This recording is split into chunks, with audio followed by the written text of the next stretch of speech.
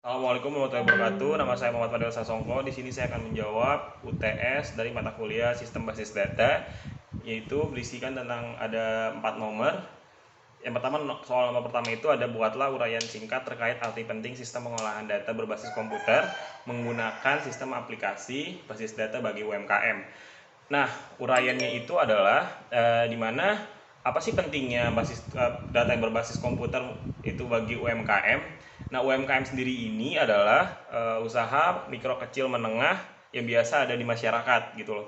Nah, di dalam usaha mereka itu, maka mereka itu memerlukan pengolahan data yang baik dan benar supaya data yang mereka punya itu terkelola dengan baik dan juga semua hasil dari usaha mereka itu terdata dengan jelas. Dengan adanya sistem basis data atau sistem datanya yang baik gitu loh, akan memungkinkan usaha kecil mikro kecil ini berkembang dengan baik. Jadi mereka tuh bakalan punya profit yang jelas, bakalan punya penghasilan yang jelas dengan data yang ada gitu loh. Misalnya gini, salah satu usaha mikro ini satu nggak punya, satu tuh punya sistem basis data yang baik gitu loh. Nah, di sistem yang tidak punya ini akan berakibatkan pada masyarakat itu, jadi tuh mereka tuh kayak misalnya nanti ada pengeluarannya tidak jelas, pengeluaran apapun tidak terhitung dengan baik. Terus juga kayak misalnya pada pelanggan ini, pelanggan itu, pelanggan misalnya ada pelanggan satu dan pelanggan dua, mereka bisa beli ini dan data-data pembelian mereka tuh nggak tercantum, dan yang mengakibatkan nantinya ini penjualan itu tidak jelas larinya tuh kemana gitu loh. Nah, sedangkan untuk misalnya ada usaha yang mempunyai sistem basis data yang baik gitu loh, misalnya nantinya kita ini bakalan mau membuat sesuatu nih gitu loh, misalnya ada customer satu ini beli ini gitu loh. Nah, mereka memesan dan data yang mereka pesan ini akan masuk ke basis data, jadi mereka ini bakalan punya data-datanya ini dengan jelas dan baik. Jadi si perusahaan ini bakalan bisa bergerak, jadi mereka tuh tahu gitu apa aja sih yang mereka keluarkan, apa saja yang mereka dapatkan. Jadi dengan sistem basis data yang baik itu akan menunjang usaha mikro menjadi usaha yang lebih baik dan lebih terstruktur untuk kedepannya. Seperti itu. Kedua adalah model data terbagi menjadi beberapa kategori. Salah satunya adalah model data berbasis objek. Berikan penjelasan terkait tentang model data berbasis objek yang dimaksud. Nah, untuk jawabannya itu adalah model data berbasis objek itu menggunakan konsep identitas atribut yang menghubungkan antara relasi identitas, dan model ini terdiri tiga macam, yaitu ada entity relationship model, binary model, synthetic data model. Yang pertama itu ada entity relationship model, yaitu model untuk menjelaskan hubungan antar data basis data yang berdasarkan sebuah subpersepsi yang terdiri dari objek-objek dasar yang mempunyai hubungan atau relasi dengan objek-objek tersebut yang memiliki ketentuan khusus yang diantaranya adalah diatur dalam aturan database. Aturan terpentingnya itu ada mapping cardinalities, yaitu yang menentukan jumlah entity dapat dikaitkan dengan entity lainnya melalui relationship. Terus selanjutnya ada mapping cardinality, yaitu hubungan antar identitas dengan entitas lainnya di mana terdapat relasi atau relationship. Yang kedua itu ada binary modelnya, yaitu binary model adalah data yang memperluas definisi dari entity, bukan hanya atributnya tetapi juga dengan tindakan-tindakannya. Terus juga ada semantic model, yaitu hampir sama dengan entity relationship model, di mana relasi dan objek tidak dinyatakan dengan simbol tapi dinyatakan dengan menggunakan kata-kata. Jika kita menggunakan scientific model itu, kita tidak menggunakan simbol untuk menyatakan sesuatunya, tapi kita menggunakannya dengan kata-kata. Untuk soal nomor 3 itu, yaitu adalah berikan salah satu contoh bahasa query komersial adalah SQL, kemudian berikan penjelasan terkait pengelompokan statement atau pernyataan-pernyataan SQL, dan berikan contoh penggunaannya. Nah, di sini saya akan menjawab pertanyaan tersebut, yaitu pengelompokannya itu dibagi menjadi 5, yaitu ada data definition language atau DDL. Itu juga biasa sebagai dasar atau biasa digunakan untuk membuat database di dalam SQL. Terus kemudian ada data access, ada data manipulation, terus juga ada data integrity, kemudian juga ada auxiliary.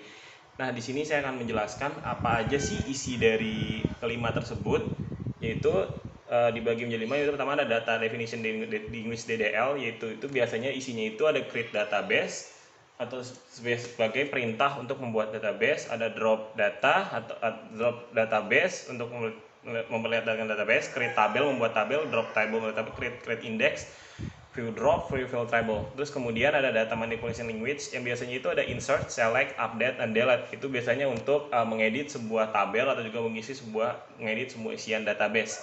Terus kemudian juga ada data access. Data access ini ialah berisi tentang ada grant dan revoke.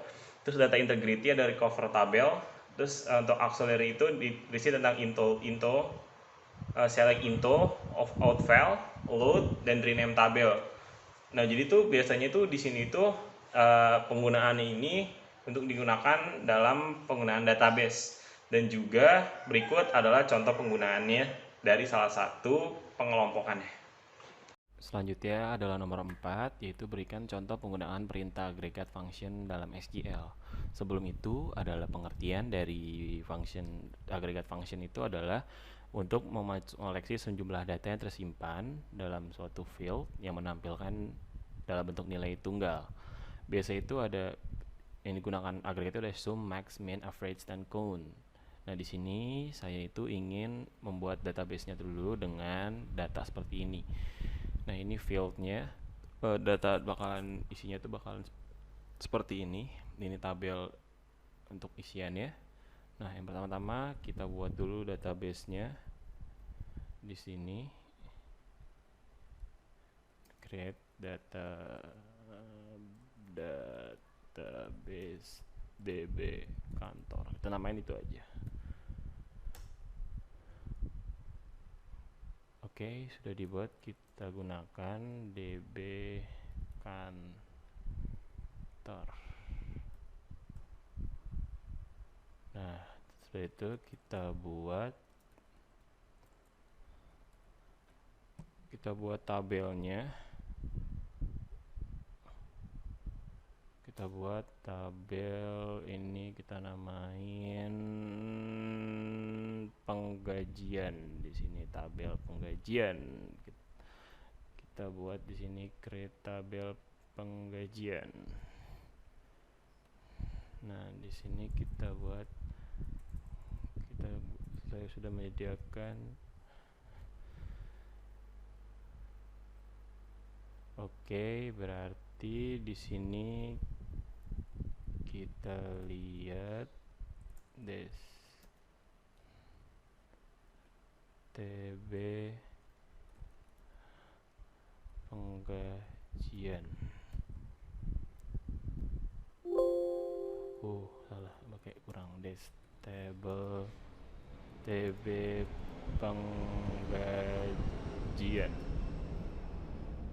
Aduh, lupa ditutup.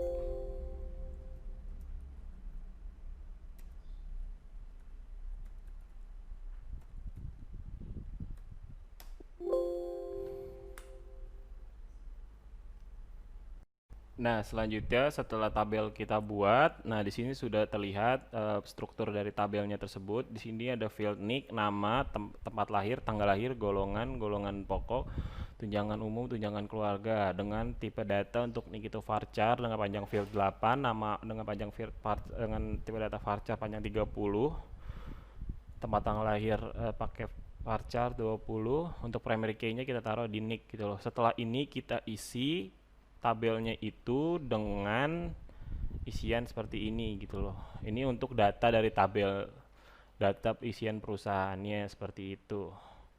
Nah, di sini sudah ada.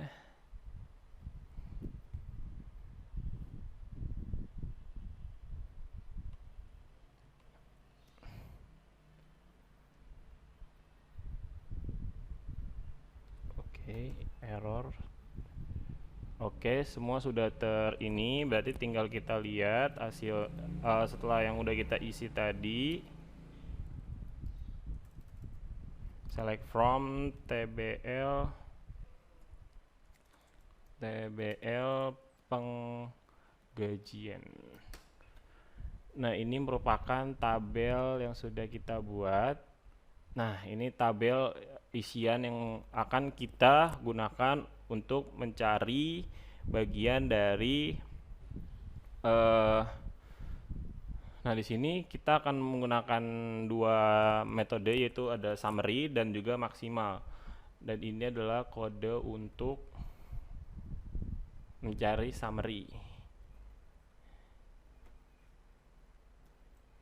Nah, di sini tuh kita sudah menemukan summary, yaitu total dari pendapatannya gitu loh. Di sini summary-nya itu summary gaji pokok. Nah, itu summary dari nilai total gaji pokok yang dipanggil dari tabel penggajian ini. Nah, di sini kita menggunakan di mana yang digunakan itu adalah dari golongan 2. Nah, untuk selanjutnya kita akan menggunakan maksimal gaji pokok.